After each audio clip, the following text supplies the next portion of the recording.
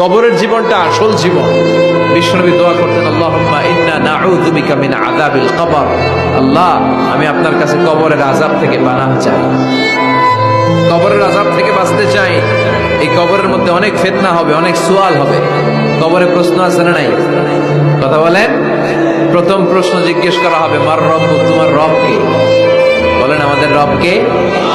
ওয়া মা দীনুক, তোমার ধর্ম কি? বিশ্বনবীর চেহারা দেখিয়ে বলা হবে, তাআরিফু মান হাযা রাজুল, এই লোকটারে চিনো? আমরা কি বলবো? আমরা চিনি, উনি আমাদের প্রিয় রাসূল মুহাম্মদুর রাসূলুল্লাহ সাল্লাল্লাহু আলাইহি ওয়াসাল্লাম।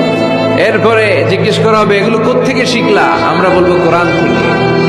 ফায়ুফসাহু লাহু কবরুহু ৭০ যিরাআন। সুন্দর সুন্দর উত্তর করতে পারলে আপনার কবরটারে ৭০ হাত লম্বা করে দেওয়া হবে। ইফতাহু লাহু বাবুন ইলাল জান্নাহ, জান্নাতের দিকে একটা দরজা লাগিয়ে